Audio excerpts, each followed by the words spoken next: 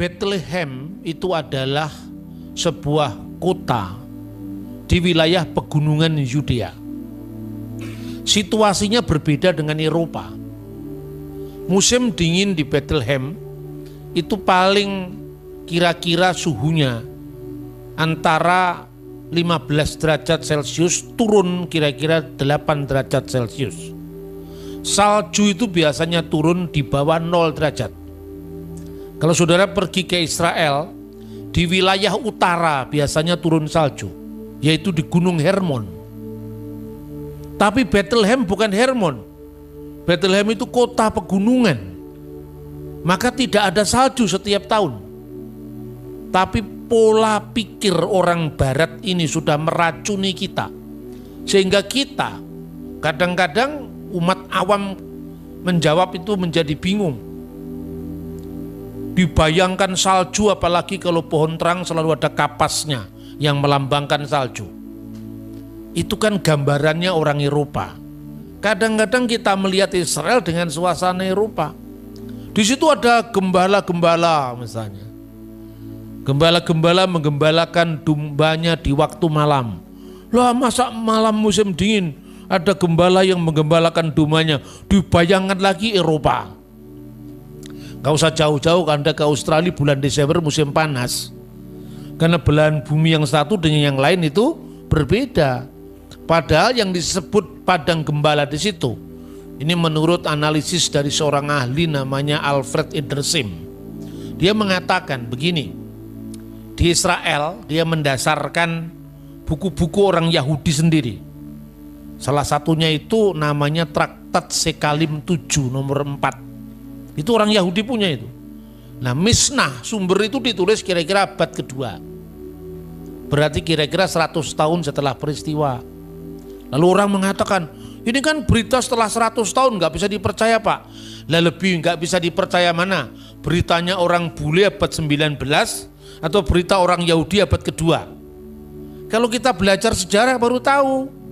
Anda membaca sejarahnya Majapahit. Nah, saya itu ingin anak-anak kita yang muda-muda karena kadang tidak suka sejarah, akhirnya mendengar saya jadi suka sejarah. Itu gara-gara guru sejarahnya kurang pinter cerita. Makanya anak-anak sekolah itu kan gak suka sejarah, ngantuk kan. Karena yang disuruh menghafal itu angka-angka tahun. Diponegoro perang tahun 1825 sampai 1830 bosen. Padahal mestinya kalau kata Bung Karno, bukan abunya sejarah, tapi apinya sejarah yang harus kita pelajari. Api itu apa? Semangatnya, kobaran semangatnya itu, bukan angka-angka tahunnya. Nanti kalau sudah Anda tahu peristiwanya, tahu spirit di balik kejadian-kejadian itu, angka-angkanya hafal sendiri. Jadi umat Kristen itu mesti pintar untuk apa? Untuk memahami bahwa imannya itu sungguh-sungguh terjadi seperti yang tercatat dalam Alkitab. Nah, kira-kira seperti itu.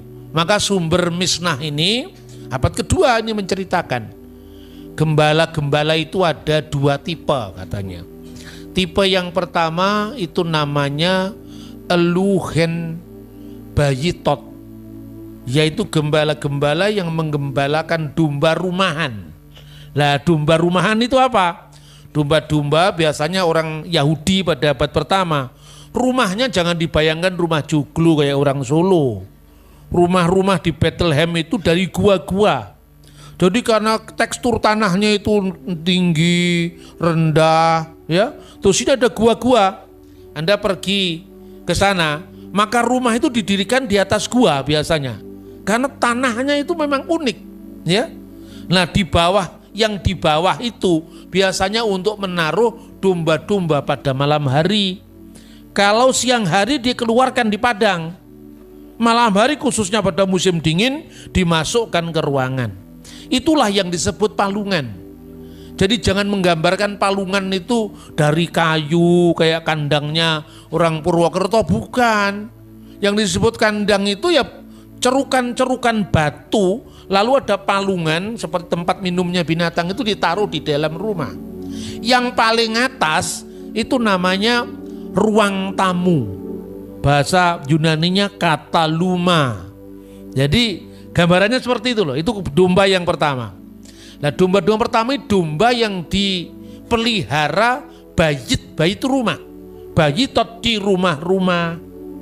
Yang kedua itu adalah luhen midbariot. Midbar itu padang gurun. Jadi gembala-gembala di padang gurun. Lah gembala-gembala di padang gurun itu pun masih dibagi dua lagi. Gembala-gembala biasa. Artinya di padang gurun biasa. Pada musim semi, kira-kira kalau kita ini bulan Maret lah kira-kira ya. Maret atau awal April.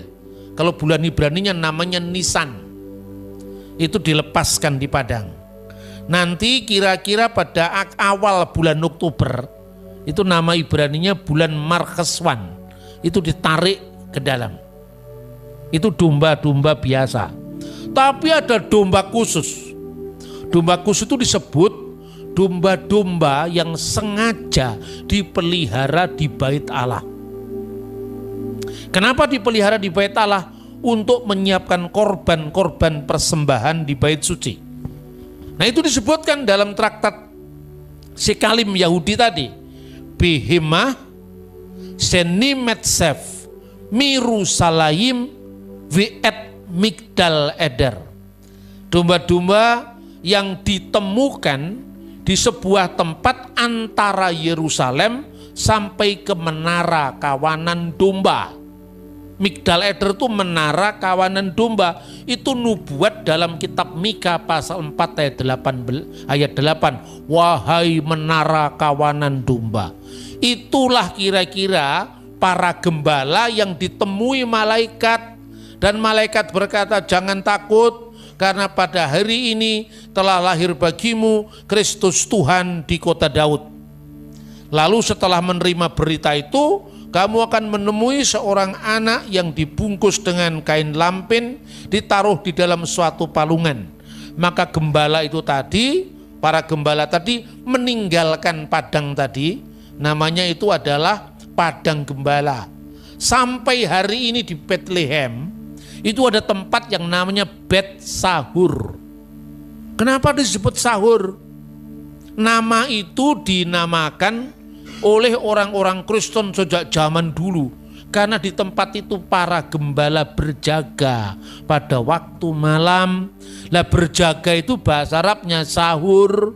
Maka kalau puasa Ramadan sahur itu kan, itu Bet Sahur. Dari Bet Sahur menuju Bethlehem itu kira-kira 1,6 kilometer. 1000 langkah kalau ukuran zaman dulu, datang ke Bethlehem menemui bayi Yesus. Sekarang paham kan? Jadi itu nggak usah ngomong Natal di salju kok ada itu bukan Eropa ini. Ini Timur Tengah, Timur Tengah itu beda dengan Eropa. Makanya lepaskan ketergantungan kita untuk mendengarkan orang yang bukan saksi sejarah. Dulu saya percaya itu loh. Saya kan orangnya enggak gampang percaya. Tapi sejak tahun 2000 saya koreksi pemahaman itu, dan waktu itu saya selenggarakan seminar di Jakarta tahun 2000. Lalu saya undang tokoh-tokoh Islam maupun tokoh-tokoh Kristen. Saya masih ingat waktu itu yang hadir dari kalangan Kristen pendeta Dr. Eka Dharma Putra. Dari kalangan Islam yang hadir Profesor Dr. Komarudin Hidayat. Datang, mereka tertarik dengan tema itu. Bahkan Pak Eka Dharma Putra sempat nelpon saya, mengatakan, wah apa benar mas?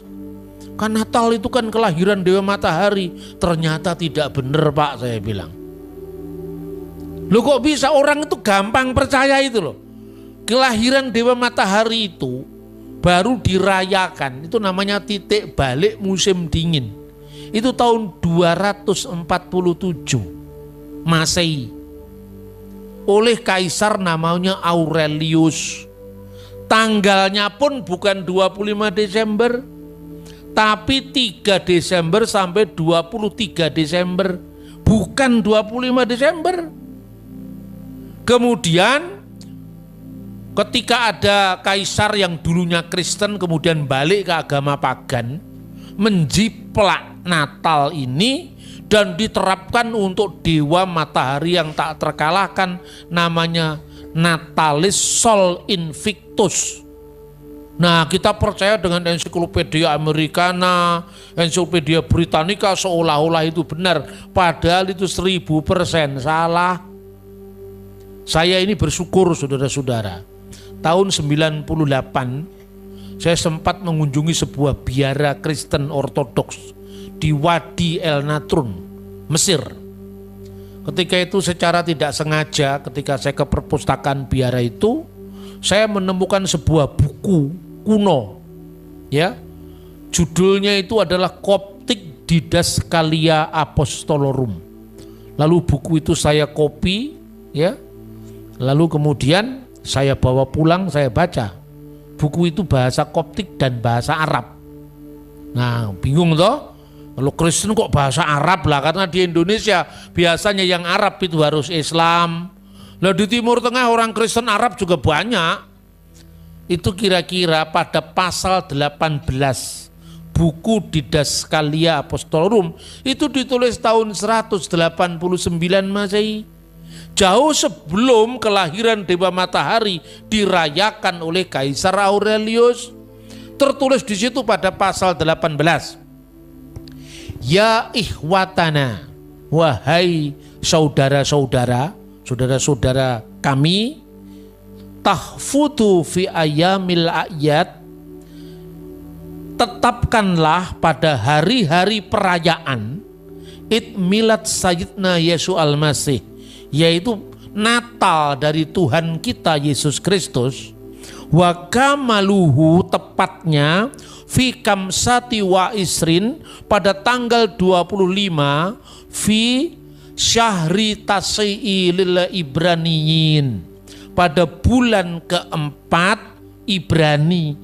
Bulan keempat Ibrani itu 25 bulan Kislev, yang tepatnya kira-kira 25 Desember. Itu tahun 189. Anda percaya ensiklopedia Americana buatan orang bule, atau Anda percaya dengan saksi mata yang di Timur Tengah? Ini akibatnya gereja kita ini tercabut dari akar sejarah. Makanya gampang digoncang. Setiap Natal, yang penting kan bukan tanggalnya, yang penting Yesus lahir di hati kita. Itu jawaban orang saleh tapi salah.